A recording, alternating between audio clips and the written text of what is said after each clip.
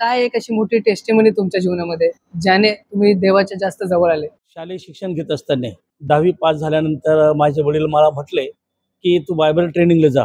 मी म्हटलो नाही, कारण आमच्या घरामध्ये 2-3 पालक होते आणि त्यांची काय कंडिशन होती मला माहिती. त्यामुळे मी म्हटलं नाही, मी नोकरी करेल, सेवा नाही करणार. त्यानंतर माझ्या नातेवाईकांनी मला खूप नावं ठेवले, नोकरी सोडली.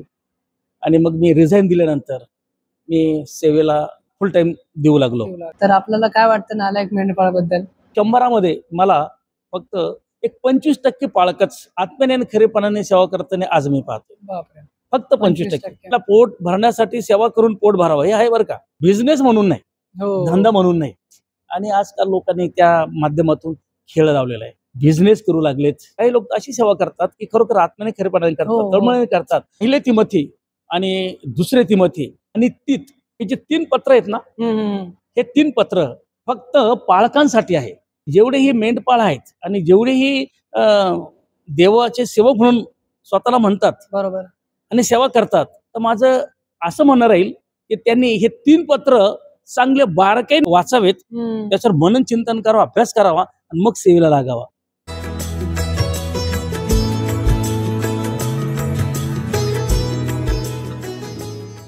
सर्वांना ख्रिस्त सलाम आणि आपलं सर्वांचं स्वागत आहे पुन्हा एक नवीन पॉडकास्ट मध्ये. आणि आज आपल्या सोबत जे वक्ता आलेले आहे ते एक बिशप आहे आणि ते 38 वर्षापासून देवाच्या सेवकाईमध्ये आहे आणि त्यांची एक स्वतःची मिनिस्ट्री आहे, इमॅन्युएल चर्च ऑफ मिनिस्ट्रीज म्हणून त्यांचं मिनिस्ट्रीज आहे. तर मी त्यांचं वेलकम करतो. आज आपल्या सोबत आहे बिशप रमेश बाबूराव गायकवाड. तर कसे आहेत पास्टर तुम्ही? एकदम चांगला आहे, प्रभूची कृपा आहे. मी देखील तुमच्या मनापासून आभार मानतो की तुम्ही मला आपल्या मिनिस्ट्रीच्या माध्यमातून सेवा करण्याची सुंदरशी संधी दिली. आमेन आमेन आमेन. तर मग पास्टर तुमच्या जीवनामध्ये खूप एक तुम्ही पास्टर होते, नंतर आज तुम्ही बिशपच्या एक पोझिशनवरती आहात. त्या जीवनामध्ये खूप स्ट्रगल तुम्ही बघितलं असेल, खूप गोष्टी, खूप कठीण गोष्टी तुमच्या जीवनामध्ये झालेल्या असेल. पण मग त्याच्यामध्ये असं काय एक अशी मोठी टेस्टिमनी तुमच्या जीवनामध्ये ज्याने तुम्ही देवाच्या जास्त जवळ आले? तर माझ्या जीवनामध्ये अगदी सुरुवातीपासूनच जर म्हटलं तर शालेय शिक्षण घेत असताना आता 10वी पास झालो. 10वी पास झाल्यानंतर माझे वडील मला म्हटले की तू बायबल ट्रेनिंगला जा. मी म्हटलो नाही, कारण आमच्या घरामध्ये 2-3 पालक होते आणि त्यांची काय कंडिशन होती मला माहिती होती. त्यामुळे मी म्हटलं नाही, मी नोकरी करेल, सेवा नाही करणार. बराचसा कालावधी गेला. 12वी पास झालो. 12वी पास झाल्यानंतर मग हायकोर्टमध्ये मी नोकरी लागलो. आणि मग हायकोर्टमध्ये नोकरी लागल्यानंतर 25 वर्ष मी नोकरी केली. ओके. 25 वर्षाच्या काळामध्ये बऱ्याचशा समस्याला मला तोंड द्यावं लागलं. आणि अडचणी आणि घरची जबाबदारी, मुलं, कुटुंब, परिवार, नातेवाईक, आई वडील आजारी, दोघे बी एक वर्षानंतर त्यांचा खूप प्रॉब्लेम आला. असं करत करत मी ठरवलं की काय करायचं. कारण शिक्षण मुलांचं, शाळा, कॉलेज वगैरे ह्या सगळ्या गोष्टी पाहत असता. परंतु 1987 मध्ये माझी डिकन म्हणून दीक्षा झाली. ओके. 1987 मध्ये कर्जबाजारी झालो. बँकेचे कर्ज, भयानक परिस्थिती, एकटाच कमवणारा. परंतु अशा स्थितीमध्ये मी सेवा सोडली नाही. नोकरी करून मी सेवा करत होतो. रात्रंदिवस, दिवसभर ड्युटी करायची, संध्याकाळी नोकरी, सुट्टीमध्ये किंवा CL काढून सुट्टी, मेडिकल लिव्ह घेऊन सुट्टी. माझ्या वर्षभरामध्ये इतक्या सुट्ट्या घेत होतो मी, तर मला ऑफिस म्हणजे मेमो द्यायचे. अच्छा. मेमो द्यायचे मला की तो प्रमाणापेक्षा सुट्ट्या घेतो वगैरे जे असेल. आणि अशा रीतीने मी सेवा करत असताना कितीतरी वेळेस ॲक्सिडेंटमधून वाचलो, मरणातून वाचलो. खूप वेळेस मी पाण्यात बुडालो, त्याच्यातून वाचलो, आजारातून वाचलो. बऱ्याच समस्याला मला तोंड द्यावं लागतं, तरीही मी सेवा सोडलेली नाही. त्याच्या अगोदरचा जर काळ म्हटलं, सेवेच्या अगोदरचा काळ, तर आमची परिस्थिती गरीब होती. आम्ही 7 भावंड होतो. ओके. 7 भावंड. आई वडील शेतीचं काम करत होते आणि मी 6वी 7वीच्या दरम्यान आई आणि मी आम्ही गवताचे ओझे व्हायचो. अच्छा. बापरे. भयानक परिस्थिती आमची. इतकी परिस्थिती खायला मिळत नव्हतं आम्हाला. परिस्थिती डाऊन असल्यामुळे मी गवत काढायचो, डोक्यात घ्यायचो वजन. माझी आई आणि मी 15-20 किलोमीटर अंतरावर आम्ही जायचो वजन घेऊन. 2 रुपयाला तो गट्टा विकायचा आम्ही. आईचं 3 रुपयाला जायचं. येताना बाजारातून मग तांदूळ गहू आणायचो. अशा स्थितीमध्ये आम्ही दिवस काढले. कालांतराने मला हायकोर्टमध्ये नोकरी लागली. त्या नोकरीतून मग माझा कुटुंब चालू लागलं आणि असे बऱ्याच संकटातून मला जावं लागलं. आणि तुम्हाला एक विषय सांगायचं म्हणजे की मला असे जज भेटले हायकोर्टमध्ये. असे एक जज भेटले. ते जज म्हणजे माझ्या वडिलांचे मित्र गावातले, वेहा मांडवा या ठिकाणचे. एका क्षणामध्ये त्याने मला नोकरीचं आश्वासन दिलं. काही हरकत नाही म्हणे, नोकरी. मग त्या ठिकाणी मी शिपाईची नोकरी केली. जे असेल ते, मी ग्रॅज्युएट होतो, मी शिपाईची नोकरी केली. मग ती नोकरी करत असताना मिलिंद कॉलेज या ठिकाणी मी ऍडमिशन घेतलं 12वी पास झाल्यानंतर. ओके. मिलिंदमध्ये मी BA पर्यंत केलं शिक्षण. नंतर ते जज मला म्हणे की तू लॉ कर, प्रिन्सिपल जज. हा, जज म्हणे लॉ कर. म्हणलं सर माझ्याकडे पैसे नाही. नाही तुम्हाला तू कर म्हणे, तुझ्यात ते आहे म्हणे, तू करू शकतोस. सेमिस्टर पद्धतीने त्यांनीच पैसे भरले माझे. मी स्वतः, माझ्याकडे काहीच नव्हतं. ड्रायव्हरला सांगितलं त्यांनी की पैसे तू अरबीचे पैसे भरून टाक, आणि जे काय असेल ते बिल मला नंतर वगैरे. आणि मग त्यांनी साहेबांनी पैसे भरले. मग मी लॉ केलं. 3 वर्ष लॉ केलं. ओके. 2006 मध्ये मला डिग्री भेटली, सनद भेटली. ती डिग्री भेटल्यानंतर मी विचार केला की आता सेवा चालू आहे माझी 1987 पासून. ओके. पवित्र बायबल म्हणतंय की एक चाकर 2 धनीची चाकरी करू शकत. एक तर हे किंवा हे, एकाच मान होईल एकाच अपमान होईल. माझ्या मित्रांनी पण नोकरी सोडून तर वकिली करू लागलेत.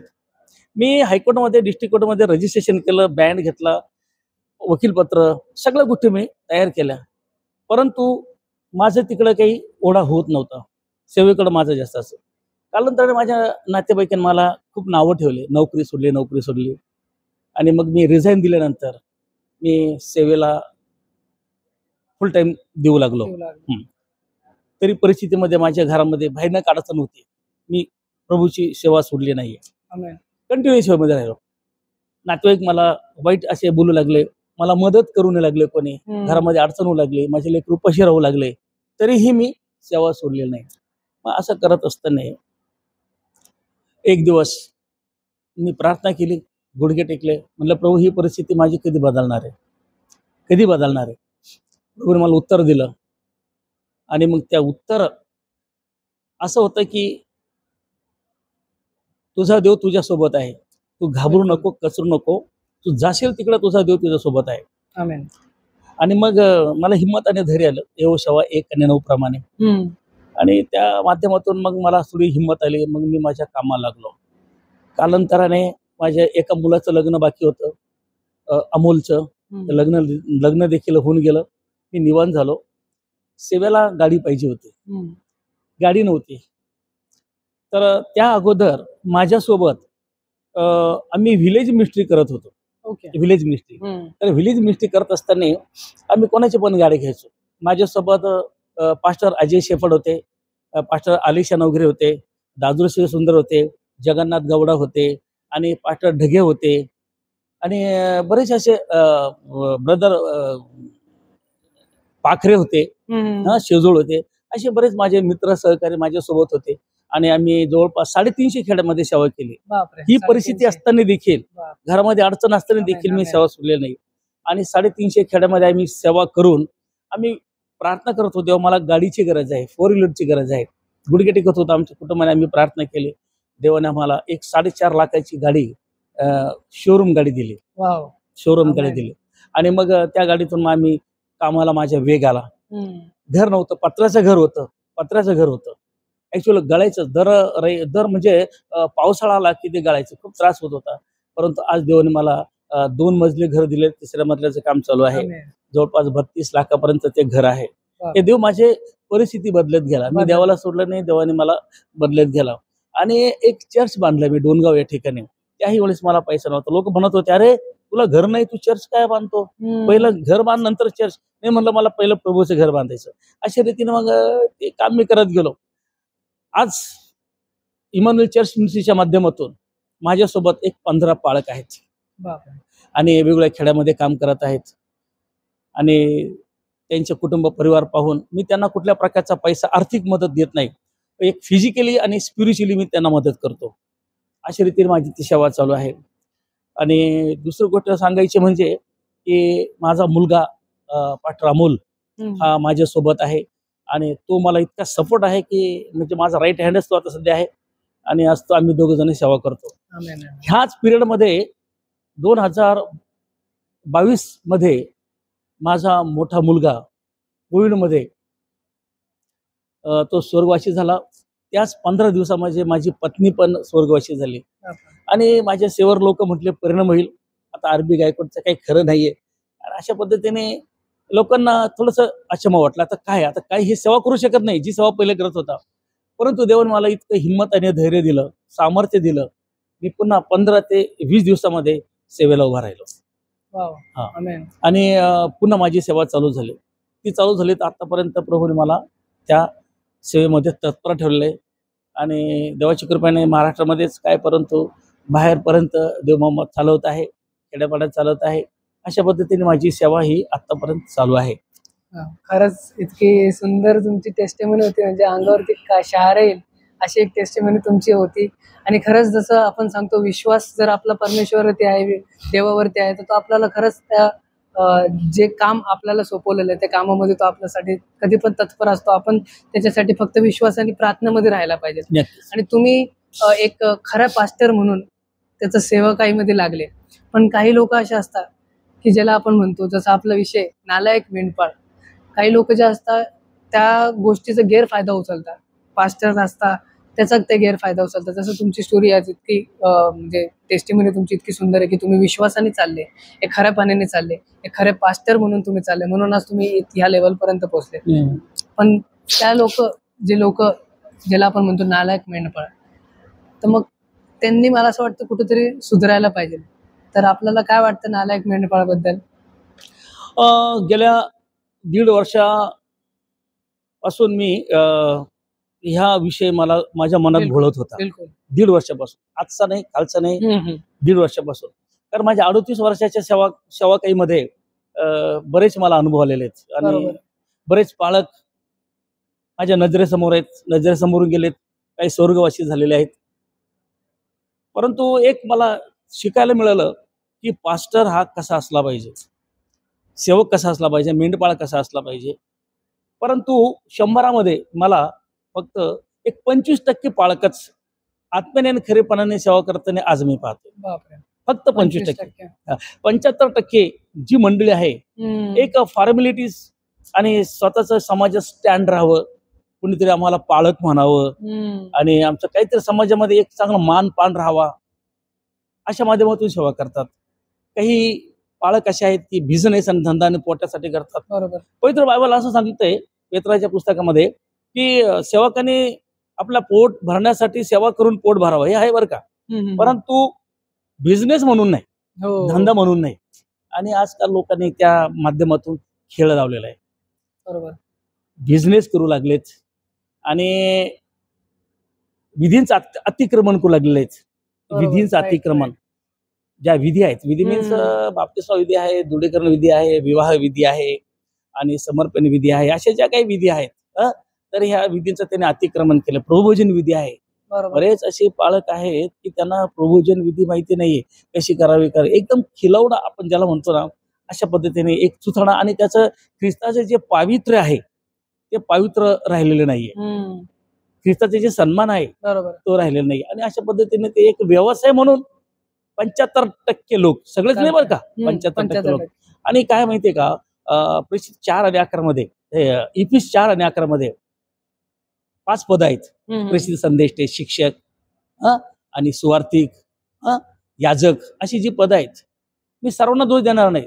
काही लोक आहेत काही लोक अशी सेवा करतात की खरोखर आत्म्याने खरेपणाने हो, करतात, हो. तळमळीने करतात, उपासमार होती आणि रात्रंदिवस उपवास करतात, प्रार्थना करतात, स्वार्थ प्रसार करतात ते आणि देवभक्तांचे कोण कार्य करतो. परंतु जे चांगले काम करतात ना, ते चांगले काम करणाऱ्यांसाठी हे जे वाईट काम करायचा परिणाम त्यांना होतो.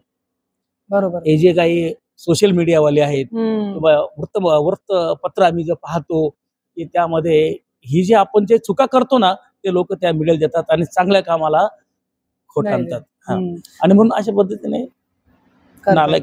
आणि हा नालायक शब्द जो मला टाकावं असं वाटलं, याचं कारण हे आहे, नालायक ही शिवी नाही बरं का. नाही नाही.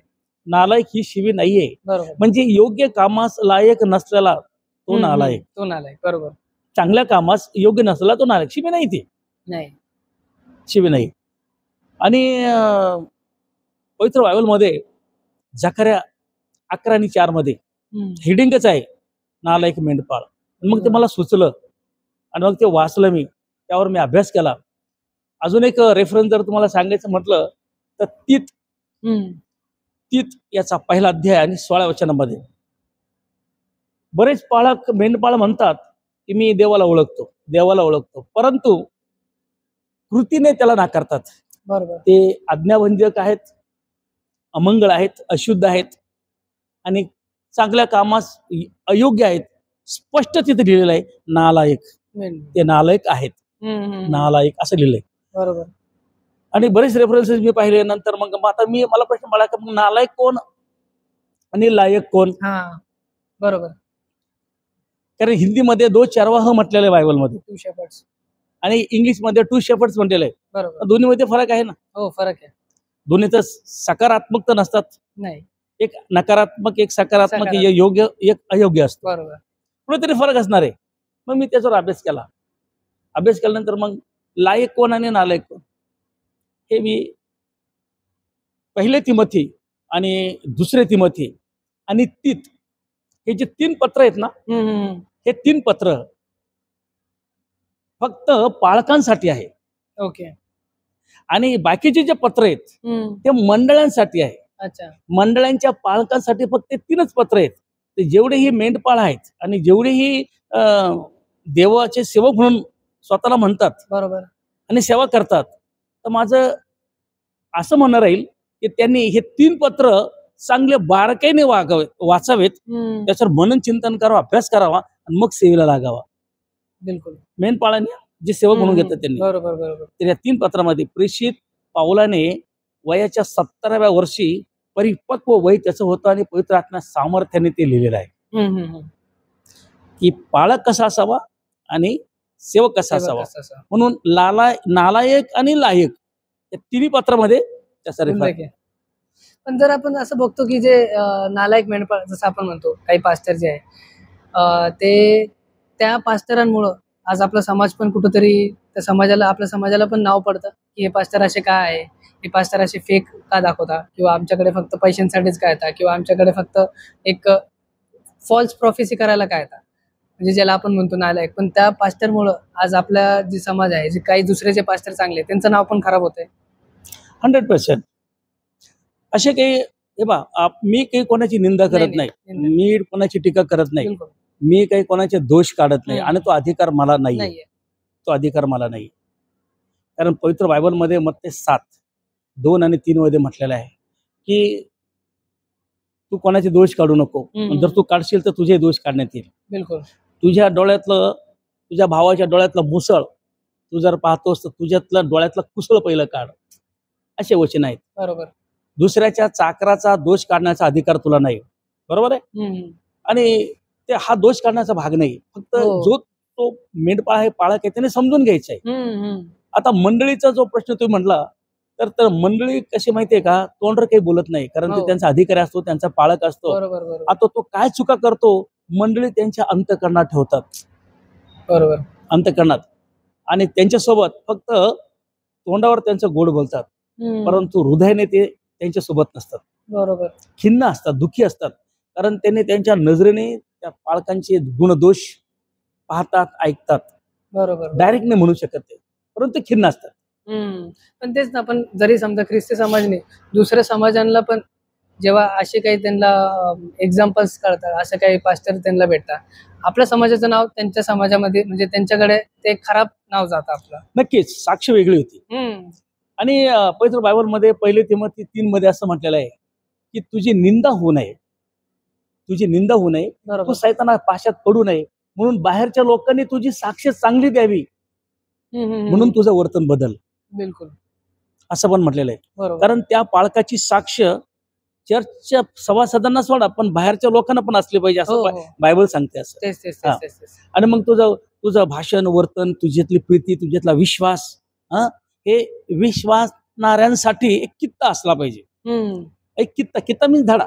धडा. म्हणजे त्या पाळकाचं डोक्याच्या केसापासून तर पायाच्या नाकापर्यंत त्याचं बोलणं, चालणं, उठणं, बसणं, भाषण, विचार, त्याची थिंकिंग, ह्या सगळ्या गोष्टीतून लोकांना शिकता आला पाहिजे. बापरे, माझं पाळक किती छान, काही विचार आहेत, त्याचा ड्रेस, त्याचे कपडे, त्याचं बोलणं, चालणं आणि त्याचं सार्वभौम ते ओळखतात. तर पास्टर, अजून एक प्रश्न आपल्याकडे असा होता की जे खोटे पास्टर असतात आणि खऱ्या पास्टर मध्ये आपण भेद कसा ओळखायला पाहिजे? खरे पास्टर आणि खोटे पास्टर, पवित्र बायबलमध्ये म्हटलेलं आहे की फळावरून झाड ओळखतात. बरोबर. फळावरून झाड. बरोबर. मग जो पाळक आपल्या समोर येतो किंवा घरी येतो किंवा त्याला ओळखायचं म्हटलं तर त्याच्यामध्ये आत्मिक फळ आपल्याला लक्षात आलं पाहिजे. त्याचं बोलणं, त्याचे विचार, धार्मिक वृत्ती, त्याच्यातला स्वभाव, त्याच्यातली नजर, ह्या गोष्टी आपण ओळखायचं. प्रभूने आपलं दान दिलेलं आहे, ज्ञान दिलेलं आहे. आणि त्यानुसार मग आपण खोटा कोण आहे आणि खरा कोण आहे, जो आत्मिक आहे त्याच्यामध्ये पवित्र आत्म्याची फळं असतात. लीनता, नम्रता, सौम्यता, दया, क्षमा, शांती, विश्वास, इंद्रिय दमन, ह्या खऱ्या पाळकामध्ये असतात. आणि जो खोटा असतो तो वरपांगी असतो, फक्त तो बोलबच्चन करतो आणि स्वतःचा स्वार्थ तो त्या ठिकाणी पाहतो आणि एक जास्तीच प्रमाणामध्ये बडबड करून पैसा उकळण्याचा प्रयत्न करतो, जगी गोष्टी बोलतो. बरोबर. आणि धार्मिकता त्याच्यामध्ये काही नसते. ओके. ह्या माध्यमातून तसं आपण ओळखू शकतो. फळावरून झाड ओळखा, त्याच्यातली फळं काय आहेत ती फळं आपण पाहिली पाहिजेत. आणि जे पास्टर असतात, ज्यांना पास्टर समजा जे बनताय, नवीन नवीन जे पास्टर येत राहिले, तर मग त्या पास्टरांची जबाबदारी काय असते चर्चमध्ये किंवा समाजामध्ये? पास्टरने नाण्याच्या 2 बाजू पाहाव्यात. नाण्याच्या 2 बाजू. पहिली बाजू ही आहे की जी जबाबदारी जे पाचारण त्याला झालेलं आहे, ते त्याला बोलवणं झालेलं आहे प्रभूकडून, तर खरोखर त्याचं पाचारण आहे की नाही हे त्याने स्वतः ओळखावं. बरोबर आहे. तर पाचारण आहे तर त्यांनी आत्म्याने आणि खरेपणाने आपल्या कुटुंबाची काळजी पहिली घ्यावी. ज्याला कुटुंब चालवता येतं, जो घर चालवतो तो मंडळी चालू शकतो. ओके. जो घर चालू शकत नाही तो मंडळीची काळजी घेऊ शकत नाही, पवित्र बायबल सांगते. बरोबर. आणि म्हणून त्याने घरची काळजी घेत असताना चांगली घेऊन लेकरं बाळांची, कुटुंब, परिवार, पत्नी आणि नंतर चर्चमध्ये जे काही सभासद आहेत लहानांपासून तर मोठ्यापर्यंत त्यांचं सुख दुःख आणि त्यांच्या ज्या काही आत्मिक ज्या गरजा आहेत त्या आपण भागवल्या पाहिजेत. समाजात राहत असताना एक कित्ता म्हणून आपण असलं पाहिजेत. एक आपण प्रभूचे लोक आहोत असं आपण असलं पाहिजेत. कारण पवित्र बायबलमध्ये मत्ते 5 आणि 16 मध्ये म्हटलेलं आहे की तुमचा प्रकाश असा पडू द्या की लोकांनी तुमचं वर्तन पाहून, तुमचं जीवन पाहून की त्याचा गौरव करावा. आमेन. असं वचन आहे. बरोबर. आणि म्हणून अशा पद्धतीने त्या पाळकाने आपलं जीवन जगावं. आणि आपण जसं एसकेल 34 मध्ये पण बघतो मेंढपाळाबद्दल लिहिलेलं, तर ते काय म्हणजे आपण थोडं सारांशमध्ये सांगितलं?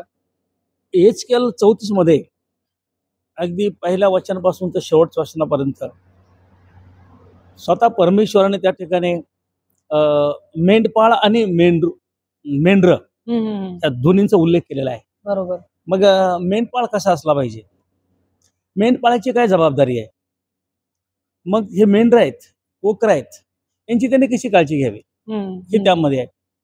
मग त्यामध्ये असं म्हटलेलं आहे की बरेच मेंढपाळ असे आहेत की ते लठ्ठ पाहतात आणि त्यांचे मांदे खातात, परंतु ते रोगी असतात, ते घायाळ असतात, ते व्यापलेले असतात, तर ते त्याकडे पाहत नाहीत, परंतु त्यांच्यावर ते सक्तीने सत्ता करतात. म्हणजेच काय की त्यांना दम मारून दशमांश मागणं, पैसा मागणं किंवा काही काही जबाबदाऱ्या हे करून त्यांना थोडंसं हॅरॅसमेंट करायचं असं ते काम करतात, ते देवाला आवडत नाही. म्हणून वचनमध्ये असं म्हणलेलं आहे एचकेलच्या पुस्तकामध्ये 34:4 आणि 5 मध्ये की परमेश्वर म्हणतो की मी मेंढपाळांच्या विरुद्ध आहे. ओके. मी माझ्या मेंढरांना त्यांच्या ताब्यातून काढून घेईन, त्यांना तो कळप चरू देणार नाही आणि एका एका मेंढराचा हिशोब मी त्यांच्याकडून घेईन, एका एका मेंढराचा. बरोबर. आणि म्हणून देव हिशोब घेणार आहे.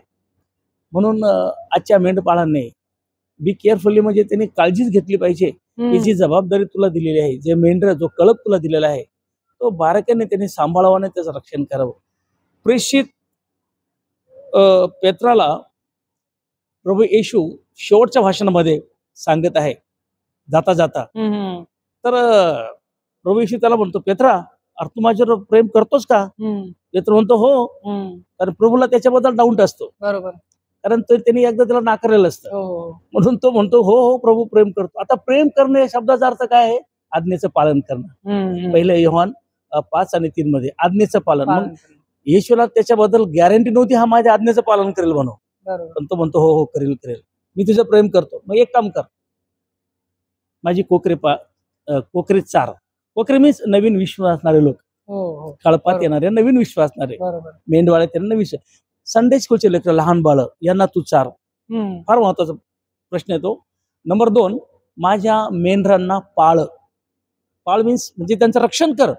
जे खोटे संदेश उठलेले आहेत, जे लांडगे उठलेले आहेत, जे खोटे शिक्षण देणार आहेत, जे ख्रिस्ती विरोधक आहेत, जे मेंढरांना भडकवतात, त्यांचं रक्षण कर, त्यांचं प्रोटेक्शन कर, त्यांचा सांभाळ कर. एखाद्या मेंढराला त्या लांडगेने घेऊन जाऊ नये किंवा विश्वासापासून बहकू नये, त्या सैतानापासून रक्षण कर, पाळ. नंबर 3, माझ्या मेंढरांना पाळ. पाळ पाळ म्हणजे कसं? त्यांना चार काहीतरी खाऊ घाल, म्हणजे आत्मिक भोजन, वचन, स्तुती, भक्ती, वचन यामध्ये त्याची अधिक वाढ करा.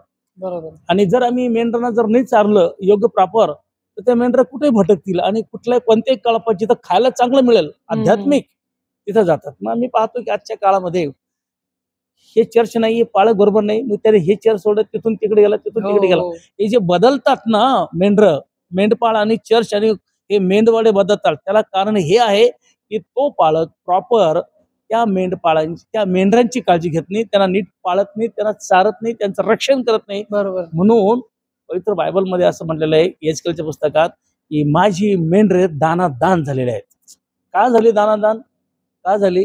कारण तो मेंढपाळ एक तर राजकारणामध्ये असतो, तो मेंढपाळ वाईट जगिक मैत्रीचे सोबत असते, तो मेंढपाळ रोज आणि रोज बिझनेस धंदा करतो, तो मेंढपाळ कधीतरी रविवारी 1च तास मेंढरांना देतो चर्चमध्ये, बरोबर, 8 दिवस तो त्याच्या उद्योगात असतो. मग ते मेंढर दानादान होतात. बरोबर. म्हणून प्रभू येशू परमेश्वर म्हणतो की मी एकेका मेंढराचा हिशोब घे. आमेन आमेन. आणि आपण जसं बघतो की मेंढपाळाबद्दल आपण जसं बघितलं की जे पास्टर लोक आहे, काही पास्टर लोक आहे चर्चला आहे, त्यांनी बिझनेस बनवून ठेवलं. जसं आपण आता बघितलं की चर्च एक तिथे शब्द कमी आणि पैसा आणि ह्या व्यवहार याच्याबद्दल जास्त चर्चा चालू असते चर्चमध्ये. आणि जसं वचनामध्ये सांगितलेलं आहे जिवंत पाणी परमेश्वराने आपल्याला फुकट दिलेलं आहे, तर मला असं वाटतं की ते जिवंत पाणी आपल्याला फुकट भेटायला पाहिजे. पण आपल्याला काही न करता एक इनडायरेक्टली आपल्याकडून बिझनेस करून घेतात काही पास्टर लोक. तर पवित्र बायबलमध्ये मत्ते 7:21 आणि 23, मत्ते 7:21 आणि 23 मध्ये देवाचं वचन आहे की बाबा तुम्ही रोग्यास बरे करा, बरोबर, कुष्ठरोग्यास बरे करा, भूते काढा, बरोबर, महत्कृत्य करा. तुम्हाला फुकट मिळालं तुम्ही फुकट द्या. परंतु आज बिझनेस झालेला आहे. एखादा चमत्कार जर झाला ना तर लगेचच तो पाळक आज काय म्हणतो, हे बघ तुला बरं केलं, मी माझ्या प्रार्थने बरं झालं, मला 5,000 पाहिजे, मला 10,000 पाहिजे, मला 12,000 पाहिजे. आजची घडी आहे. येस येस, तेच लक्षात. तर तुम्हाला स्वतः प्रभू येशू म्हणतो ना, तुम्हाला फुकट मिळालं ना तुम्ही फुकट द्या ना. आम्ही फुकट देत नाही, आम्ही विकत देतो. मग अशा सेवकांना काय म्हणावं, लायक की नालायक? नालायक, बरोबर आहे की नाही? आणि म्हणून जे तुम्हाला प्रभूने दिलंय त्याचा उपयोग सेवेसाठीच करा. फुकट दिलं, हा तुमच्याकडून मिळेल जिवंत होतील. विश्वास असला तर. वचनमध्ये असं पण म्हटलेलं आहे की तुम्ही प्रभू प्रभू मला म्हणता, परंतु माझ्या पित्याच्या इच्छेप्रमाणे करत नाहीत. बरोबर. बरोबर आहे की नाही? मग तुम्हाला स्वर्गाच्या राज्यात प्रवेश नाहीये. बरोबर. मग तुम्ही काय म्हणणार आहात? हे प्रभू, मी तर संदेश दिले, मी मेलेले जिवंत केले, मी महत्कृत्य केले, मी हे केलं, मी ते केलं. त्यावेळेस प्रभू काय म्हणेल, अरे अनाचार करणाऱ्यानो माझ्यापासून निघून जा. अनाचार या शब्दाचा अर्थ आहे अधर्म, वाईट कर्म, वाईट गोष्टी, जगाची मैत्री, वाईट व्यभिचार, त्याला अनाचार या शब्दाचा अर्थ आहे. बरोबर. मग असे कृत्य करणं. आता तुम्ही आजही पालक असे आहेत की मोठमोठे चमत्कार करतात, परंतु पित्याच्या इच्छेप्रमाणे करत नाहीत. हा लक्षात. आणि म्हणून प्रभूने जे तुम्हाला गिफ्ट दिलेली आहे ना, हो, फुकट दिलेली आहे, बरोबर. तुम्ही त्याचा उपयोग देवाच्या लोकांसाठी फुकट करावा. आमेन, आमेन. एकदम खूप सुंदर संदर्भ सहित तुम्ही सांगितलं की नालायक मेंढपाळ आणि लायक मेंढपाळ आपण कसं ओळखायला पाहिजे. तर जे आपले व्ह्युअर्स आहे, मी त्यांना तेच सांगू इच्छितो की तुम्ही जर हा व्हिडिओ बघताय, आता तुम्हाला कळलं असेल की तुम्ही एक लायक पास्टर कसा निवडायला पाहिजे, एक नालायक पास्टरमध्ये आणि लायक पास्टरमध्ये भेद कसा तुम्ही ओळखायला पाहिजे. तर खरंच पास्टर, तुमचं खरंच मी धन्यवाद करतो, तुम्ही तुमचा वेळ दिला. आणि जे आपले एक शेवटचे 2 प्रश्न आम्ही घेत असतो. तर आपला पहिला प्रश्न हा असतो की तुमचा एक फेवरेट बायबल वर्स काय आणि त्याच्याबद्दल 1-2 शब्द तुम्ही सांगा. माझं फेवरेट वचन आहे. ज्यावेळेस माझ्या वडिलांनी मला सांगितलं होतं 10वी पास झाल्यानंतर बायबल कॉलेजला जा, त्यावेळेस मी एका चर्चचा सभासद होतो. ओके. ते नाव नाही सांगणार कोणत्या चर्च होतं. ओके. परंतु मी त्यांना म्हटलं, मी पालक आयुष्यात होणार नाही, कधीच होणार नाही. मी नोकरी करेल, काही पण नोकरी करेल. तर पालकांची कशी हाल असतात, पालकाची कशी परिस्थिती असते, मी माझ्या डोळ्यांनी पाहिलेलं आहे. वडिलांना म्हटलं मी करणार नाही. ओके. बराच कालावधी गेला. मग हे त्याच्यामध्ये नोकरी वगैरे लागली, ते सगळ्या गोष्टी झाल्या. परंतु प्रभूला माझ्याकडून कामच करून घ्यायचं होतं. मी किती स्ट्रगलमधून गेलो, किती संकटातून गेलो, किती वेळेस वाचलो, किती वेळेस काय काय आजार, समस्या, पीडा, घरगुती प्रॉब्लेम, सगळे कर्ज, भानगडी, ह्या सगळ्या गोष्टी माझ्यावर होत्या. परंतु शेवटी देवाला ते करून घ्यायचं होतं. बरोबर. आणि कालांतराने अशी परिस्थिती आली की मला जीवन नकोसं झालं होतं माझं जीवन. परंतु तेवढ्या एक पिरियडमध्ये मी सेवा नाही सोडली. बरोबर. सेवा नाही सोडली. खेड्यापाड्यामध्ये जाणं, प्रार्थना करणं, हे सगळं माझ्या गोष्टी होत होत्या माझ्या जबाबदाऱ्या पाहून. आणि मग एक वचन मला सेवाकाईमध्ये पाहायला मिळालं. मत्तेकृत शुभवर्तमानाचा 28वा अध्याय 19 आणि 20, जे प्रभू येशूचं दर्शन आहे, त्याचं दर्शन बरं का, ते दर्शन आम्ही घेऊन चाललं पाहिजे. बरोबर. ते दर्शन घेऊन चाललं पाहिजे. तर ते दर्शन काय होतं की प्रभू येशू म्हणतो त्या ठिकाणी की तुम्ही संपूर्ण राष्ट्रात जाऊन सुवार्तेची घोषणा करा. बिलकुल. पित्याच्या, पुत्राच्या, पवित्र आत्म्याच्या नावाने बाप्तिस्मा द्या.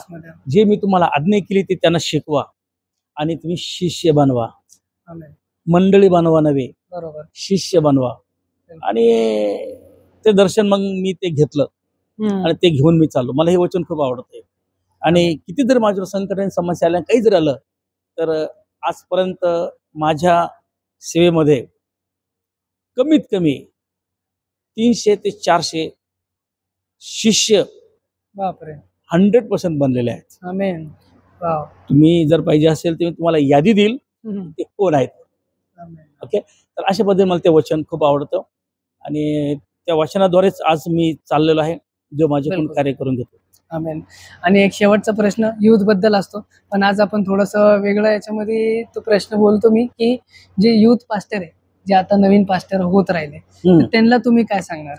हा, जे तरुण पालक आज आहेत, होत आहेत, तर पवित्र बायबलमध्ये मत्तेकृत शुभवर्तमानाने म्हटलेलं आहे की पीक फार आहे परंतु कामकरी थोडे आहेत. बिलकुल. म्हणून पित्याकडे प्रार्थना करा की कामकरी मिळावेत. आणि आनंद वाटतो, कौतुक वाटतो की आजचे तरुण खरोखर सेवेमध्ये उभारी घेत आहेत, इंटरेस्ट दाखवत आहेत, संसाराचा, कुटुंबाचा, लेकरांचा त्याग करून सेवेत येत आहेत. अत्यंत महत्वाचं आहे. परंतु त्या तरुणांनी 2 गोष्टी कराव्यात, तर ते आयुष्यात सक्सेस होतील. तरुण पालकांनी, बरोबर, तरुण पिढीने. नंबर 1, त्यांनी आपल्या आई वडिलांची काळजी घ्यावी. बरोबर. आई वडील हे त्यांच्या कुटुंबासाठी एक आशीर्वादाचं कारण आहे. आमेन. आणि त्या पालकाची साक्ष चांगली असली पाहिजे.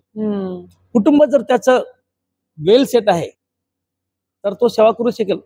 त्याचे आई वडील जर वेल सेट आहे आता तो किती आत्म्याने भरलेला असला, किती जर तो प्रार्थनाशील असला, किती त्याचे MTH झाला, किती बायबलचं कितीतरी शिक्षण घेतलं, परंतु तो जर घरामध्ये नीट नाहीये, त्याची साक्ष घरामध्ये चांगली नाहीये, बाहेरचे लोक म्हणते अरे यार याच्या घरामध्येच अशी परिस्थिती, हा काय आम्हाला ज्ञान देईल, हा काय आम्हाला शिक्षण, हा काय आमचा पाळक होऊ शकतो. इथून सुरुवात आहे. नवीन पालकांनी या गोष्टी लक्षात ठेवल्या पाहिजेत. जर तुझी साक्ष, तुझं घर, तुझं कुटुंब, तुझा परिवार, तुझे आई वडील जर तू चांगले जर त्यांना ठेवतो तर ती साक्ष बाहेर जाते. बरोबर. नंबर 1. नंबर 2, तो पालक निपुण शिक्षक असावा. निपुण शिक्षक असावा. मी आज पाहतोय जगामध्ये की आजचे काही पालक आहेत सिनियर, एकच संदेश 1 वर्ष चाललेला आहे. एकच संदेश 1 वर्ष, एकच गाणं वर्षभर, एकच प्रार्थना, ते शब्द वर्षभर. No change at all. काही चेंज नाही. तर तो पालक अभ्यासू असला पाहिजे, वाचन करणं असला पाहिजे. कारण मला की 2 आणि 7 मध्ये म्हटलेलं आहे की याजकाच्या वाणीच्या ठाई ज्ञान असावं आणि त्याच्या तोंडून वचन ऐकण्यासाठी, संदेश ऐकण्यासाठी लोक आतुर असावेत. कारण तो परमेश्वराचा निरोप आहे. जर तुम्ही पाळत आहात त्याचा जो निरोप आहे त्याचा तो प्रॉपर गेला पाहिजे. खोटं नाही, बरोबर. एकमेकाची निंदा नाही, विधीहून काही पण बोलणं नाही. नो नो नो, तो देवाचा निरोप नाही. असं वचन आहे. आणि पवित्र बायबलमध्ये एक वचन मी सांगेल तुम्हाला, होशी 4 आणि 6 मध्ये, होशी 4:6 मध्ये, की ज्ञानाअभावे माझ्या लोकांचा नाश होतो. काय म्हणलेलं आहे? ज्ञानाअभावे माझ्या लोकांचा नाश होत आहे. खाली असं म्हटलेलं आहे की तू माझं धर्मशास्त्राचा अवमान केला, तू माझं धर्मशास्त्र मानलं नाहीच, आचरण केलं नाही, पाळलं नाही, तर देव म्हणतो की मी सुद्धा तुझा मी अवमान करील, मी तुला ऍक्सेप्ट करणार नाही. खाली असं म्हटलेलं आहे, तू माझं धर्मशास्त्र विसरलास म्हणून मी तुलाही विसरेल आणि तुझ्या लेकरांनाही विसरेल आणि तुला याचकाचं काम करू देणार नाही, पाळकाचं काम करू देणार नाही. म्हणून पाळकाच्या ठाई नंबर 1 आई वडिलांची काळजी, कुटुंबाची काळजी, परिवाराची काळजी, मग चर्चची काळजी ऑटोमॅटिक होऊन जाईल. नंबर 2, तो निपुण शिक्षक असावा, अभ्यासू असावा, अभ्यास करणारा असावा, वाचन मनन चिंतन करणारा असावा. कारण 2 तिमोथीमध्ये म्हटलेलं आहे की सेवक हा अभ्यास करणारा असावा, प्रश्नाचं उत्तर देणारा असावा.